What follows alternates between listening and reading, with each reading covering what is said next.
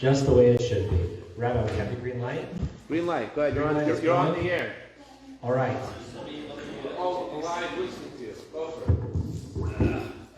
For a man who needs no introduction. For a man who needs no introductions, I would like to introduce you all to Rabbi Dr. No Rabbi yet, Michael Klein. First of all, wishing you all a good Chodesh. Welcome. We're so happy that you guys all made it here tonight. And we decided that the month of Adar is very special. And I have to share with you a very special vart. We know that there's a concept of Batul Shishim in Halacha. Now, not to go into a whole sugya of Halacha, but the Rebbe once told somebody that when we really experience Simcha every single day of Adar, which this year is 60 days, all other inyanim throughout the year becomes then Batul Shishim. If you think about it, it's really special. So we should really exercise every single day of this month with true simcha, simcha b'ta'arasa, and simcha which is believable. And we should go out of our limitations and just in the middle of the living room start dancing, because that's what a Yid does, and that's what the Rebbe wants from us. The Rebbe wants from us to be happy. We should sing the Nigun, and that's why we have Dr. Klein, Dr. Michael Klein here this evening. Will share with us the real in-depth meaning of what is an Nigun, and of course what is within a Nigun Simcha. So by all means, Dr. Klein, thank you very much for coming here tonight, and thank you all for joining us. Good Chodesh, thank you so much. So for those watching at home, we started off with a Nigun that is kind of like one of the famous Chabad Nigunim for Adar and for Purim. I think it's apropos that it is now officially Adar. It was a 2-day Rosh Chodesh.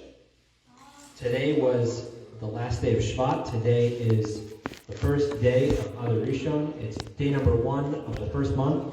And this song is called Vayidi Me Achashverosh. And initially, actually, a little thing about this Nigun, most Nigunim don't have words. We're going to talk about that later. That most Nigunim are wordless. Happens to be that this Nigun initially also didn't have words. And what it was meant to do is it was meant to tell a story. Like a lot of Nigunim do. They tell a story or they express a certain state of mind. With Nigunim, it's never just like a normal song. Every note, every rhythm, every tenuah of a Nigun tells a story and says something and has immense importance. And that's why music has such a primary part in Chabad and in Hasidus and Judaism in general. So this Nigun, it was what it was meant to do is it was actually meant to tell the story of like a pilpul, like we had learning tonight of 2 Jews that are learning together. And the other guy says something to him,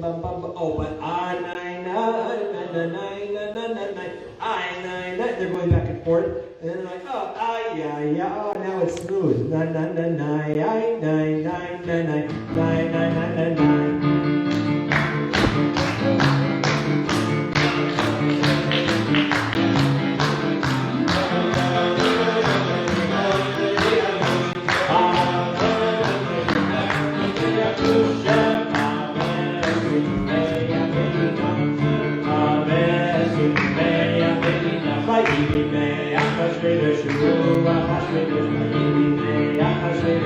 You all can sing along.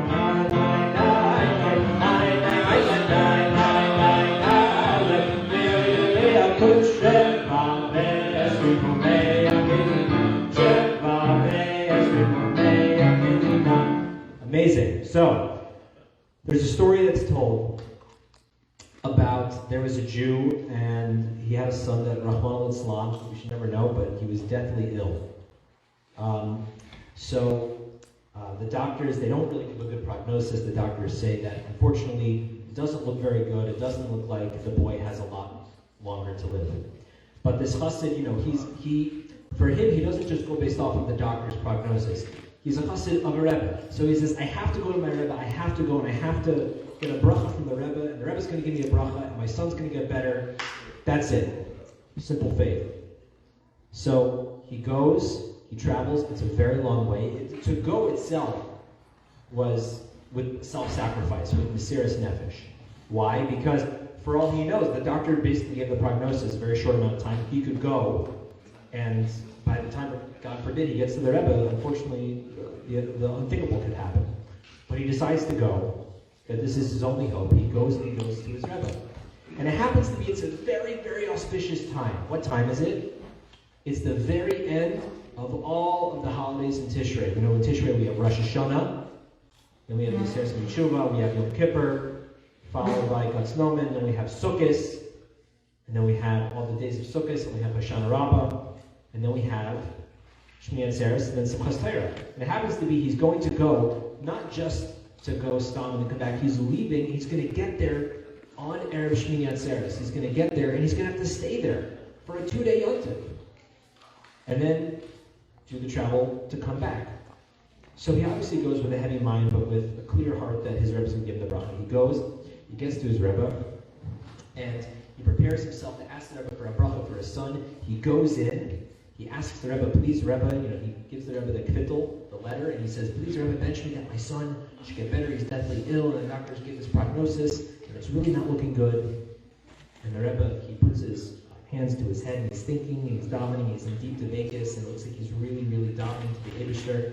And then he opens his eyes, and he looks at the chassid and he says, I'm so sorry, but there's nothing that can be done. Wow.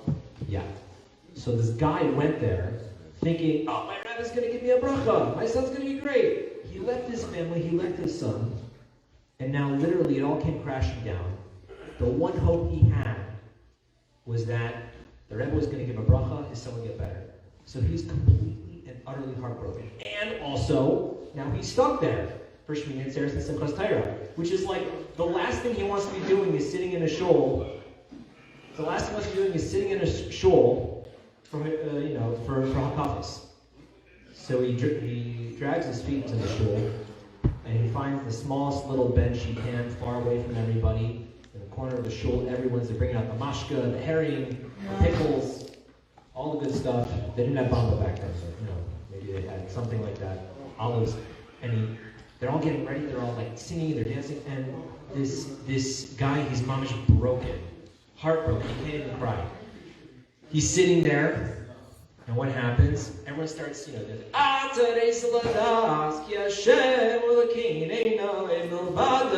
his mind, he's not thinking the nusach for Hakavas, he's thinking the nusach for Eicha. Like he's really depressed, and all of a sudden, this one guy, he says, Rebbe, come on, let's dance, with it. And he's like, oh my gosh, he can't even move. He's so depressed. The guy says, come on, he pulls in his arms, like, Simchas Torah, what are you going to do? And then he can't. He's like, yeah, take some of this. So he takes some l'chaim. He takes a little bit of l'chaim. And what ends up happening is, little by little, he starts to, move around like this, because peer pressure makes people do lots of crazy things, right? So even though he's like, oh, l'chaim, l'bracha, l'chaim. Oh, that's some good stuff. So peer pressure makes people do crazy things, even when he's so depressed that his son is going to chas v'shalom, and the Rebbe didn't give the bracha. So he's dancing a little bit, says a little more l'chaim, he's dancing even more. Suddenly this guy, he finds himself dancing and singing Nigun like he's never sang in his whole life. He's mamish, he's crying and he's laughing and he's experiencing heartbreak and simcha, and he's just dancing till he can't feel his feet anymore. And like everyone is like, he was the guy that everybody was trying to schlep out, and now he's the one that everyone's like, man, this guy is out dancing me. This guy is like out singing me. This guy is like the craziest. He's singing and dancing and saying l'chaim, and then he passes out. Right in the shul. So he wakes up, and he has Shmini Atzeres and Simchas Torah, and then he leaves, and he goes home expecting the worst. So he comes home, and he sees there's light in the house, and there's laughter, and he's like, what is going on here? And he sees the door open, and his son runs out, Tati! And he runs up to it, and he's like, he starts crying, he can't believe what's happening. He picks up his son, gives him a gigantic hug, son is, not only is his son not dead, God forbid, his son is thriving, alive. His son is full of so much life. So what does he do? He decides to go back to the Rebbe to show his Akaras Hatayva. Obviously, the Rebbe was able to finagle some sort of bracha, right? Obviously, the Rebbe was able to do something. Otherwise, his son would, God forbid. So he goes there. He brings his son to the Rebbe. The son sits on the Rebbe's lap. He gives him a bracha, all these things. And then he says, I just want to show the Rebbe what the Rebbe's bracha did. Thank you so much. And he's like, what are you talking about my bracha? It wasn't my bracha.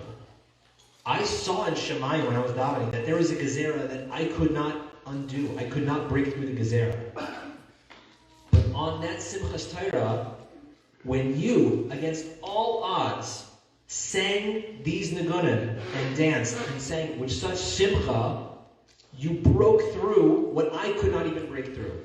You broke through the gezerah, the decree that your son was going to die, and it's because of you and your simcha that your son lived. So, I mean, how does that happen? How does it happen that a simple Jew with simcha and a nigun and dancing, how could it be that a simple Jew could break through what a tzaddik, a rebbe, couldn't even break through? How could it be? Simple people, but doing extraordinary things. You know, we find ourselves in a very special time. We find ourselves in the month of Adar. And one of the things that we draw from Adar is the simcha of the miracle that occurred on Purim when we were saved. So the question you have to ask yourself is, what is so great about this thing simcha? And what is so great about nigunim and music and simcha that allows us to be able to break through all boundaries and bring bracha and redemption and miracles into our life? And for that, we're going to have to sing an eight to get to it. A little louder.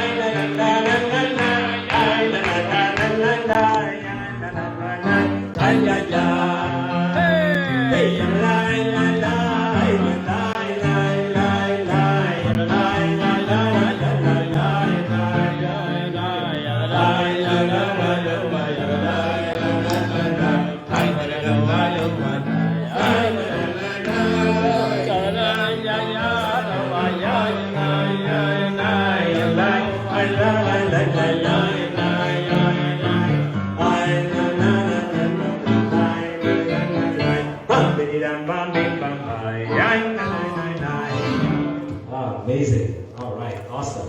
Now we're in a good mood. L'chaim.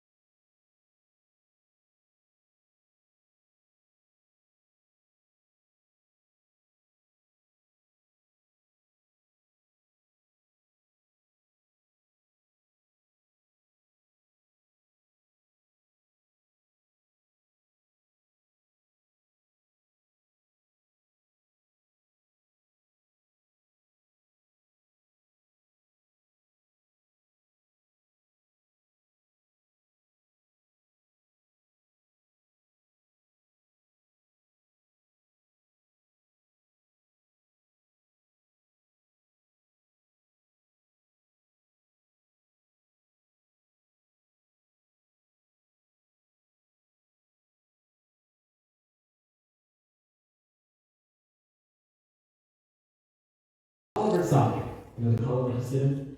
So the tzaddik and Kalav, the Kalav tzaddik, he was walking through the forest one day in Ukraine.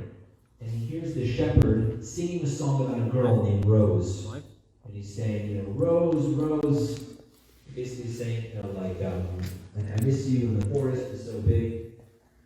And the Kalav tzaddik is listening to the Ukrainian, basically what the Ukrainian shepherd was singing is, this forest is so big, and my love is so far away. If the forest wasn't so big, my love would be close to me.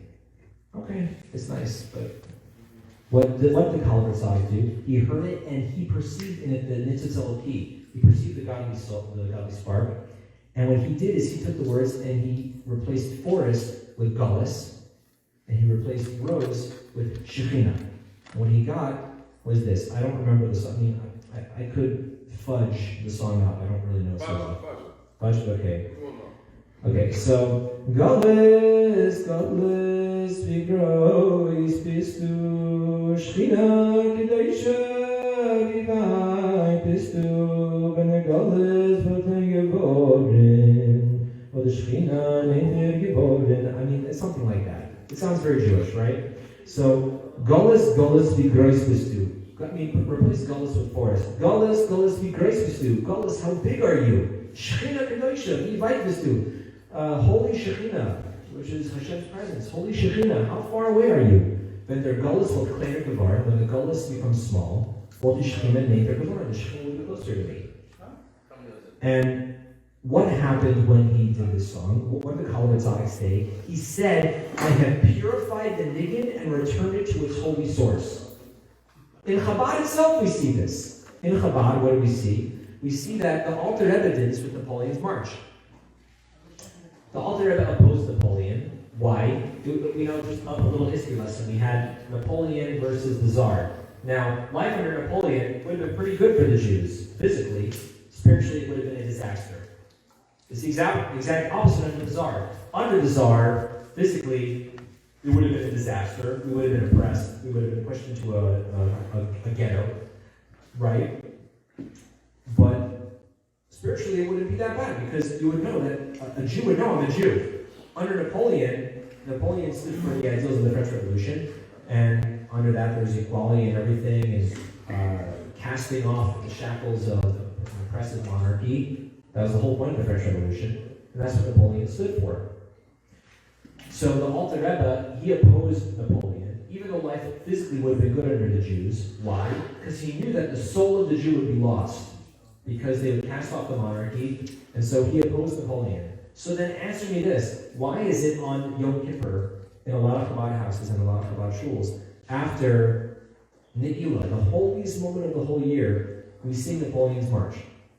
Because the Alter Rebbe took it back from Napoleon. Napoleon's march had a mitzvah eloki, it had a godly spark in it, but it was hidden. And what the Alter Rebbe did is he took that spark and he took it back, and he reclaimed it. And instead of it being a song that represented Napoleon, who represented the antithesis of Yiddishkeit, he took it and he used Mahapavit to Kedusha. And what did Napoleon's march represent? It represented not the casting off of the monarchy, but the but placing on the monarchy of the Eibishter, crowning the Eibishter as Melech, which is what we ultimately do. It culminates at the end of Yom Kippur. The Rebbe also did this with La Marseillaise. La Marseillaise is the French national anthem. The French national anthem.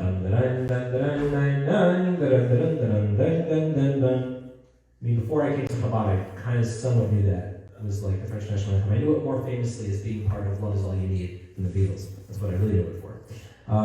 But the La Marseillaise was the national anthem of France. And so it represented the culmination of the French Revolution and everything that came out of it. So the Rebbe took La Marseillaise and he reclaimed it for Hader Svamuna. He took it and he brought it to Kedusha.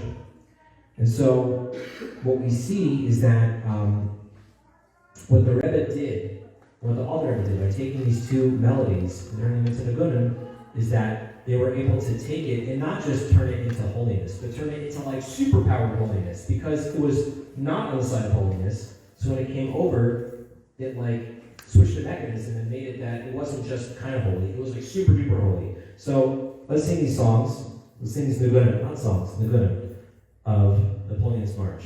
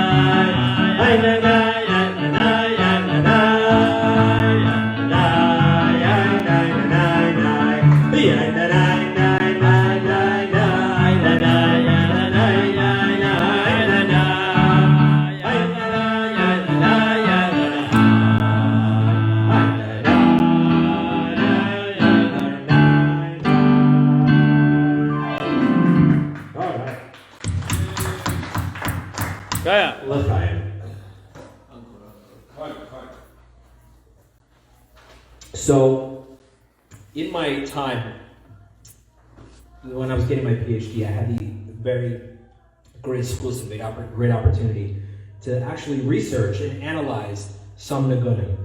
And I was able to see through a bracha of the Eibishter how this idea of musical tikkun actually happens on like a compositional level.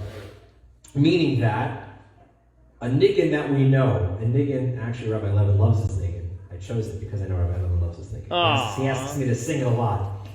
And I know he's going to find really geschmack that we're about to do this.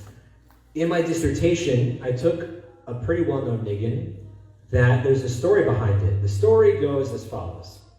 First of all, the story is like this. There was once a chassid named Rabbi Asher Grossman from the city of Nikolaev. Nikolaev was a very well-known musical town.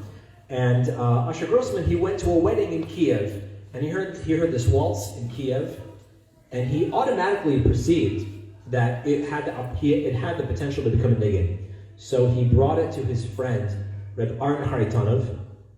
And for those of you that don't know, the last name Haritonov, the Haritonov family, specifically the Haritonov brothers, were prolific composers of Nigunim.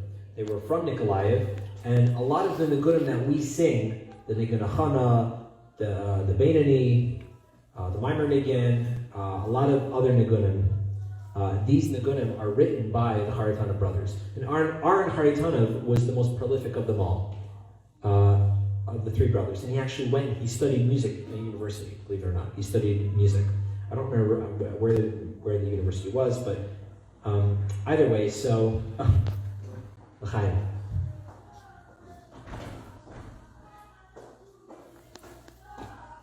You're just in time. So, Rav Asher Grossman brings this waltz to Aaron Karitana, and he says, I really think in this waltz that this could be a nigun. So Rav Aaron Karitana takes the nigun and he composes it. But a nigun composer is much different than a classical music composer. Classical music composer, he sits down and he has his piano and he has his whole thing and he figures out what to do with it. When you compose a nigun, when a chassid composes a nigun, it's the same as a voida. You daven with a nigun, you farbring with a nigun, you walk with a nigun. This isn't composition in the sense that Beethoven would compose. You know, bum bum bum bum bum bum bum. It's not what we're talking about. We're talking about the composition of a nigun and Hasidic avodah and davening and learning and all these things. It's one and the same. The nigun is experienced through Jewish life. It's experienced through avodah. So Aaron Karitana takes this waltz and he turns it into a nigun, and he brings it back and he teaches it to Rav Asher Grossman. Rav Asher Grossman goes to the Rebbe Rashab, the fifth Lubavitcher Rebbe, and he sings this nigun. And the Rebbe Rashab says to Asher Grossman, I may be paraphrasing, he says, I can hear in this nigun the avodah, or like I can hear like the avodah of a Jew. I can hear avodah written. Basically, he says I can hear the avodah written into like every tenuah of this nigun. I can experience it. I can hear it. Rav Asher brings that back to Aaron Karitana, and Aaron Karitana says the Rebbe knows how much I worked with this nigun and how much I poured into this nigun. So what did I do with this nigun? I had such a great bracha that I don't even remember how it happened, but Rabbi Simon Jacobson, who's the well-known rabbi who does My Life Applied Chassidus, Rabbi Simon Jacobson, his father-in-law, blessed memory, was Reb Tzvi Hirsch Gansberg, who was a Balmanagan by the Rebbe. Tzvi Hirsch Gansberg happened to have heard, not the nigun, but the original waltz. The waltz before it became a nigun. So it happened to be that he taught it to Rabbi Simon Jacobson. So Rabbi Simon Jacobson knew not only the nigun, but also the waltz before it became the nigun. Oh. So me, as a music theory geek, I'm like, I've got to hear this waltz. So I call Rabbi Simon Jacobson, and he sings it to me a bunch of times, like over and over and over again. And I transcribe it, and I write it down, and I analyze it. I like pick it apart. Then I analyzed Rav Asher Grossman's nigun, and I picked it apart. Then I compared them side by side, and I actually could see in front of me, like almost like a petri dish. You could see like organisms sprouting. I could see how the waltz became a nigun, and I could see the Hasidic compositional process of how. I mean, it's amazing. It's really cool. I mean, like it's really like who gets to do this? It's like amazing. It's such a bracha. I'm so blessed. Baruch Hashem. But I'm going to teach it to you. I'm going to show you the waltz. I've never done this before in a public forum, so we'll see. I've wanted to, so thank you, Artisha. Thank you. I'm going to sing you the waltz, and you're going to hear the waltz. Then I'm going to sing the nigun, and in a very abbreviated version, I'm just going to kind of give the clip notes of how it happened. Look, you want to say l'chaim. I say l'chaim, and especially to sponsors tonight's event, to be sure and Reuben should be discussed with them for all good. Guys from Shidduchim is l'chaim, l'chaim. Amen. Hashem does whatever He tells us to do. He tells us to add in joy, so He also adds in joy as well, and adds in all things that we should have, that we should be joyous from. I also wanted to point out that there's soup in the next room over there, down the hall, and I want to have some soup. It's really great soup. Chaim. So, I will say, Zisha told me that he wanted me to focus on Simcha Nigunim, and I did, for the most part. This nigun is not a nigun Simcha. This nigun is a nigun Devekus. And Devekus is the idea of clinging to the Eibishter. What? It could lead to Simcha, yeah. Actually, you see that the nigun to prepare for the Yechidus, it's like a nigun of Dvekus and concentration, but the nigun after the Yechidus is a Simcha nigun. So Dvekus and Simcha are intimately bound up. That Dvekus does, there's definitely this idea that Dvekus does lead to Simcha. Dvekus, what is Dvekus? Dvekus is the idea of you shed your ego, you shed the self, you temporarily lose an awareness of your yesh, of your ego, and you attach to something bigger and greater than yourself. I always think of it as like the drop becoming batal and becoming nullified, and davak to the bowl of water, or like the spark becoming batal to the fire. That's what Dvekus is to me. It's when your mind is open, and you forget all your problems, and you forget yourself, and you focus on the glory and beauty of the Eibishter. And it's, all of us, in some way, shape, or form, we think of, this great chassid, we experience it. If we've ever, we can experience it. And so there's two types of nigunim. A nigun that comes from a state of Dvekus. There's some nigunim from the Tzemach Tzedek that are like that, from the Alter Rebbe. A nigun that comes from a state of Dvekus. It's a musical expression of this super conscious state. And then a nigun that helps bring one to a state of Dvekus. So it's a nigun that, like a tool, that helps you build what you need to build. It helps you build this Dvekus. It helps you shed yourself. It helps you reach towards Dvekus and get to it. This nigun is that nigun. The nigun of Reb Asher Nikolaev is that type of nigun Dvekus, the one that brings you to a state of Dvekus. So I'm going to play the original waltz. And for those of you that know the nigun, you might hear little bits of the tenua in the waltz. Okay.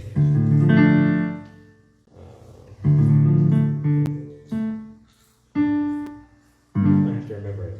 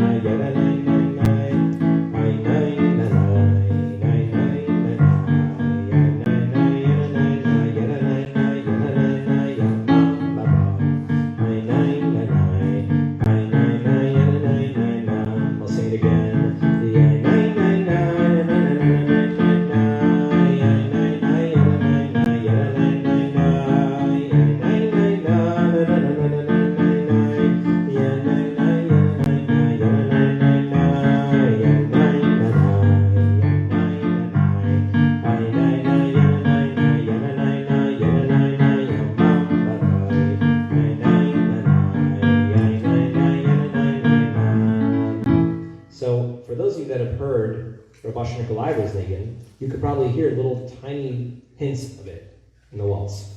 And here's Rav Asher Nikolaev's nigun.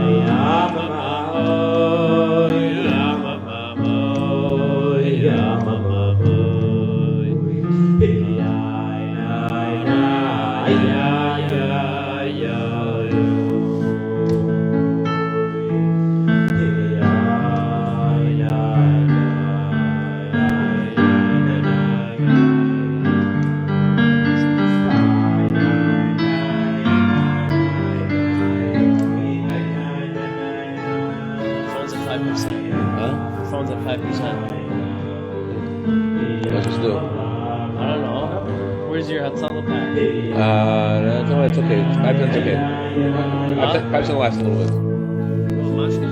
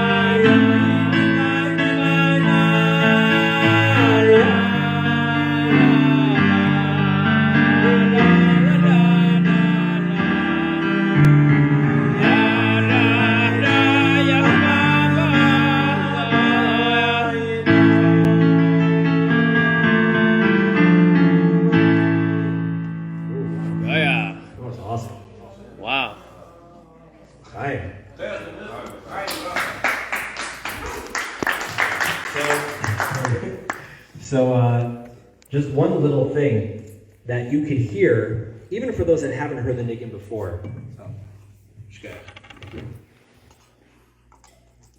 Gotta get it on camera, you know? Numero tres. Okay. So for those of you that, even if you haven't heard the Nigun before, you heard the waltz, you heard the Nigun, you have what to compare. So first of all,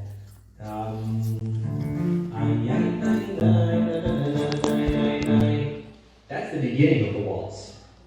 What did Arnold do? He took that.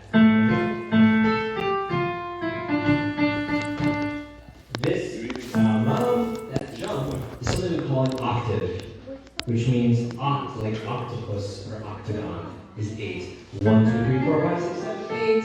It has 8 notes between it. That's an A, and that's an A. What is an octave higher? That's a pretty big jump.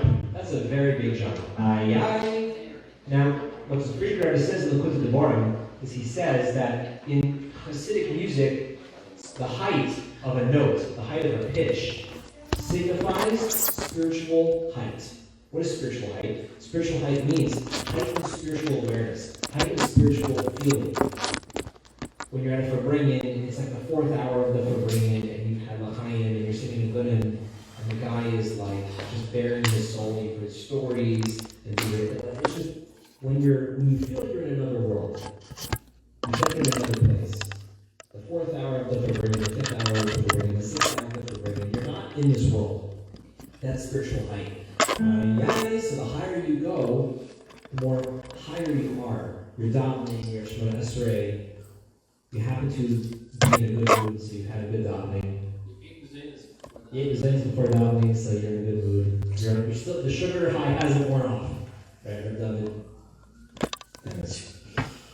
So the thing is, you don't want to blow it. You don't want to go right from the beginning, right? Because that will just ruin the whole Nigun. Then what do you have to look forward to? So what did Reb Arnold do? He took that part of the waltz, which is the beginning of the waltz, and he put it right at the climax.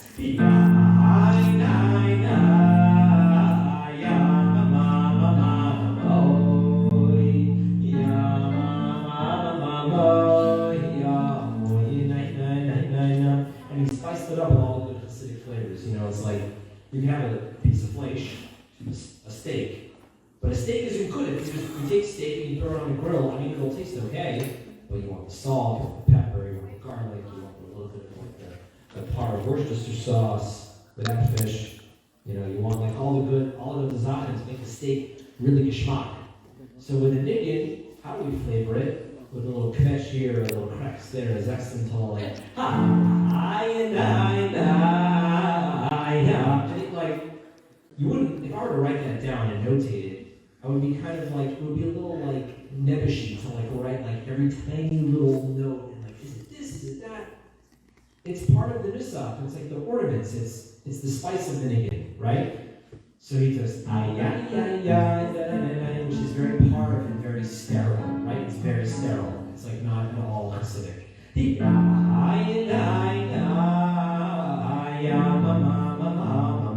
So that's one thing. And then so that gets turned into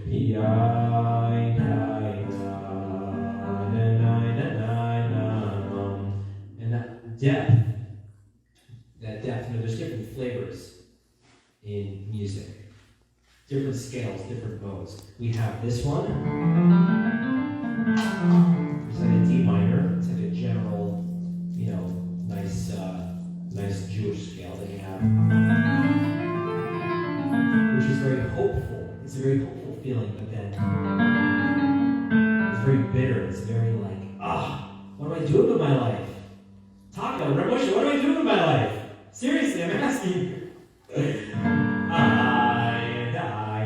It's like this bitterness. And what you notice is that he's taking something very sterile, a waltz, and what he's doing with it is he's turning it into a total vehicle with which to experience these emotions of spiritual yearning and bitterness over how I could be so much more than what I am. And you experience that in the music. And the music does that to you. The music makes you feel that. And that's how you notice. It's like, a nigun it's a different thing. You know, it's like lahavdil, hafel v'delis. In Quran recitation, I learned this in school, so I'll be hop in it, right?